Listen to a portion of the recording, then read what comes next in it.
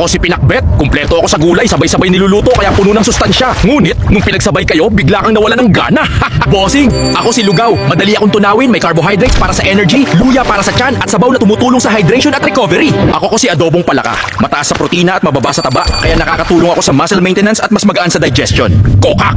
Ako si Lechon Baboy. May sustansya ako para sa lakas pero mataas sa calories. Huwag mong banatan kung ayaw mong maisugod sa pinakamalayong pagamutan, boy! Boss! Ako si Cobra Energy Drink. Akala mo kontrolado mo ako hanggang ako na ang kumokontrol sa buhay mo. Ako si 3-in-1 na kape. May caffeine na tumutulong sa alertness at focus. Ngunit dahil mataas ako sa sugar at creamer, ang madalas na pag-inom ay maaaring hindi mabuti sa kalusugan. Bossing ko! Ako si Gatas. May calcium at protina ako na tumutulong sa lakas ng buto at kalamnan.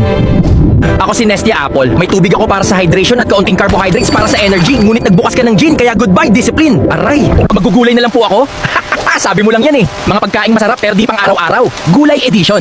Sayang ang vitamins ng kamoting to. Kasi nilunod mo na sa bagoong. Ang sustansya, tinalo ng alat. Sa halip na lumakas ka, mamanas ka lang sa sodium. Bagoong na may konting pakbet, sobra na alat niyan. Kahit anong bawas mo, maalat pa rin ako. Ang uric acid, hindi nakukuha sa dami ng sabaw, kundi sa dalas ng kain. Veggie chips, healthy alternative. Vacuum fried kami sa mantika. Ang vitamins namin nawala na sa proseso. Ang natira na lang ay starch at asin. Kumain ka na lang ng totoong gulay, wag kami. Healthy daw kasi gulay. Pero tinaktak mo na ang pakete ng oyster sauce, maalat na yan. Tapos papalaputin mo pa sa cornstarch, tataas sugar mo. Laing na nilagyan ng processed coconut milk, yari na. Puro saturated fat, calories, additives, preservatives. Tapos puro taba pa ng baboy. Ay, Diyos ko naman. Healthy ang tortang talong. Pero pinrito mo ako sa maraming mantika. Sinipsip ko lahat yon. Parang sponge ako ng kolesterol. Bawat kagat, umiinom ka ng mantika.